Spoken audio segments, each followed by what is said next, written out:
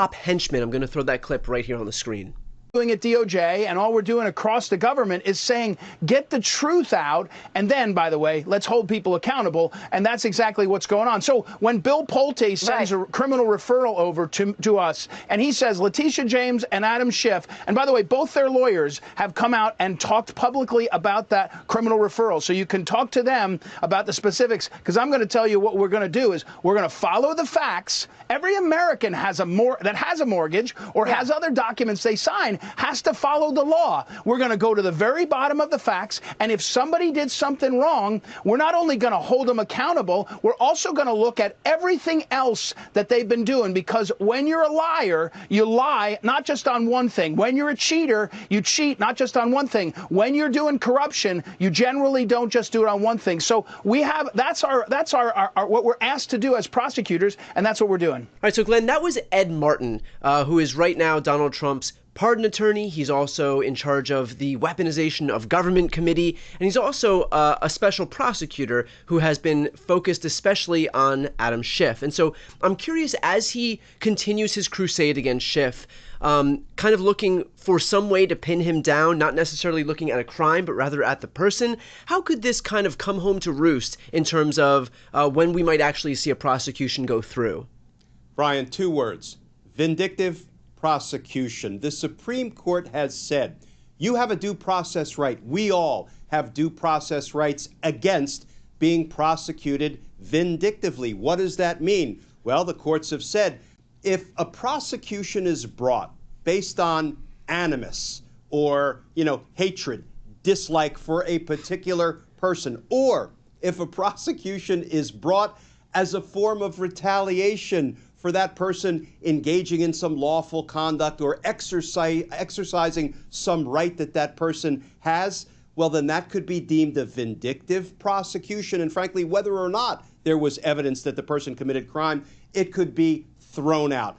Brian, I am not rooting for Donald Trump's dirty DOJ or Ed Stop the Steal Martin, we'll talk about him in a minute, to bring a vindictive prosecution against anybody. Nobody should have to, suffer having to hire lawyers, pay a bunch of money, spend time in court only to have a bogus case, a vindictive case against them thrown out, dismissed with prejudice by a judge. However, I am almost looking forward to the day that Donald Trump's dirty DOJ indicts someone vindictively, because then it's on. And I suspect any self-respecting federal judge, indeed, I'm going to go out on a limb and say any federal court judge in any jurisdiction in the country, with the exception of Aileen Cannon, would cram a vindictive prosecution down the throat of the DOJ lawyer who was unethical enough to bring it. So let's back up. Who is Ed Martin?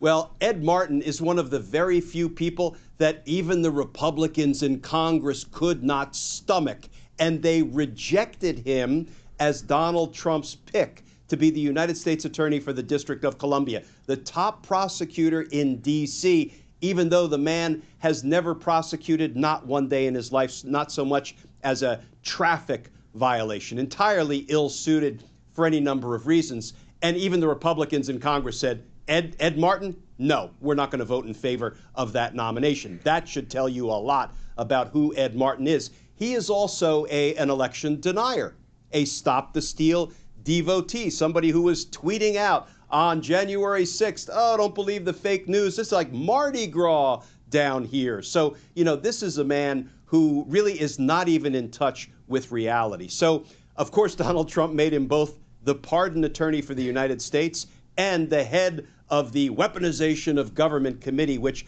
I take to mean his job is to weaponize government against Donald Trump's enemies. And that's precisely what we are learning he's doing against guys like Adam Schiff and New York Attorney General Letitia James. So here is what would happen in court if Adam Schiff was indicted criminally for anything. So first of all, Adam Schiff's lawyer would make a motion to dismiss based on vindictive prosecution. Why? Well, because Donald Trump's animus, his dislike, his hatred of Adam Schiff, has been trumpeted, particularly on Donald Trump's, little social media platform. over and over and over again. So for starters, we know that any prosecution of Adam Schiff brought by Donald Trump's Department of Justice, and because there's no separation these days between Donald Trump, the president, the White House, and the leadership of the Department of Justice, Donald Trump is, in essence, the prosecutor in the case. Because we know it was born of animus of the person, having nothing to do with any potential crimes of Adam Schiff, that is a basis to have the case thrown out for vindictive prosecution. But there is a secondary basis if it's not born of animus, but it is brought in retaliation for Adam Schiff exercising some legal right. Let me break that down for our viewers. The usual case of vindictive prosecution, and you don't see it arise all that often because as a career prosecutor for 30 years, I never saw a prosecutor bring a vindictive prosecution because they hated the defendant or because the defendant had exercised some legal right, so the prosecutor decided he needed to be punished. Here's what that looks like. Let's assume that somebody demands a jury trial rather than having a judge alone trial, what we call a bench trial. It's much more cumbersome and burdensome for prosecutors to prosecute a jury trial than it is to just try the case to a judge alone. And so the defendant says, I'm going to exercise my right and demand a jury trial. And the prosecutor says, oh, really? Then I'm going to up the charges against you. The Supreme Court has said that's a due process violation. Why? Because the defendant is exercising his or her right, constitutional right, to a jury trial. So the prosecutor can't be vindictive, cannot punish a defendant for exercising a legal right. Now, the variation on that theme is Adam Schiff was engaged in not only lawful, but constitutionally mandated responsibilities when he did what? When he was an impeachment manager, which is another word for a prosecutor when it is in the context of an impeachment hearing or an impeachment trial. He participated in the impeachment of Donald Trump.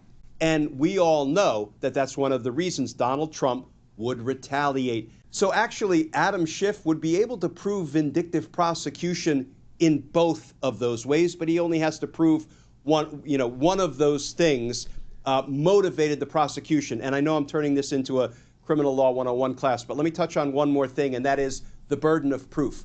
Here is how that works. Once a defendant makes a claim, makes a reasonable showing that the prosecution is likely born of animus or retaliation, then the burden shifts to the prosecutors to essentially convince the judge, no, it wasn't.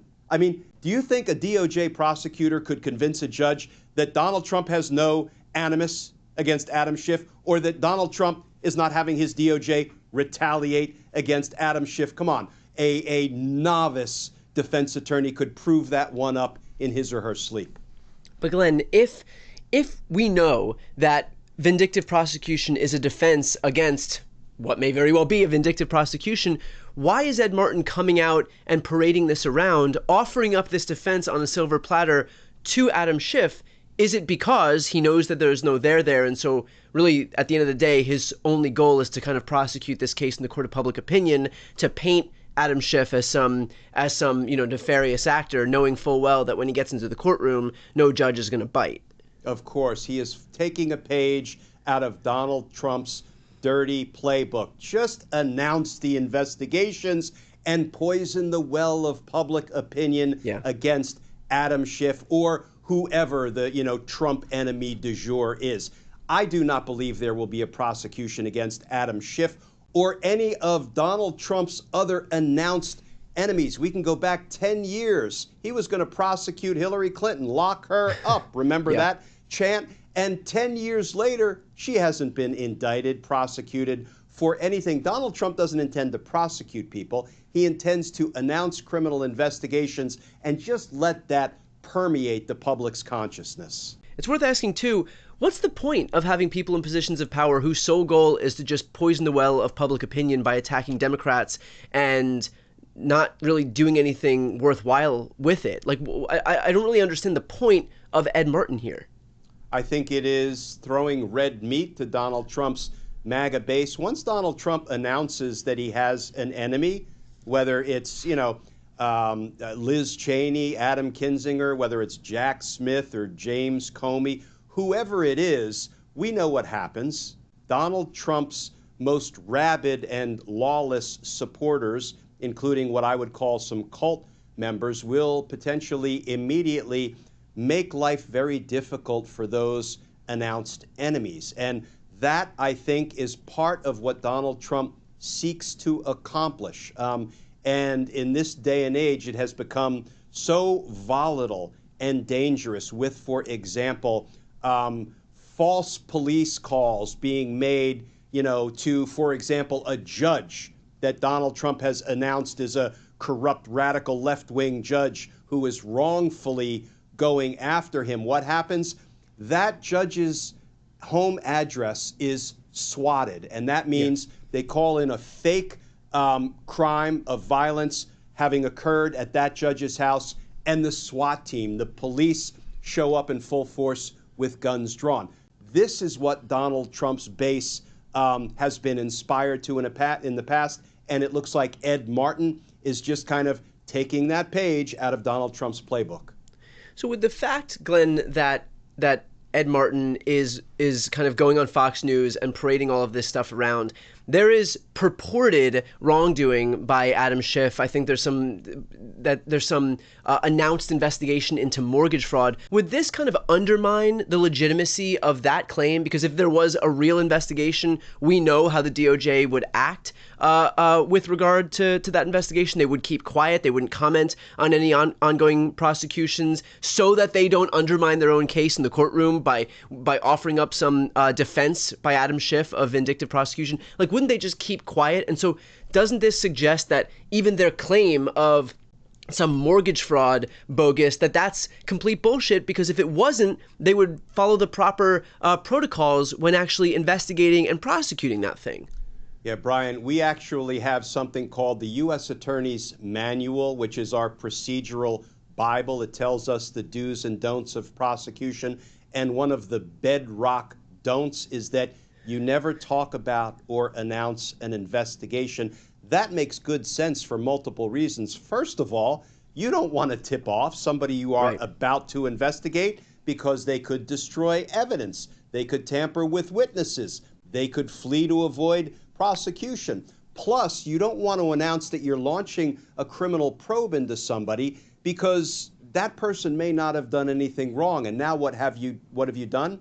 You have poisoned the public opinion against that person. You've damaged their reputation, maybe their livelihood, when they did nothing wrong. There are all sorts of reasons we don't announce criminal investigations. But, Ed Stop the Steal Martin is the antithesis of the responsible prosecutor. He is nothing more than a mouthpiece, a flunky, a lapdog for Donald Trump. And everything he says seems like it's, calculated to please dear leader. And I hate that I'm even going to suggest this.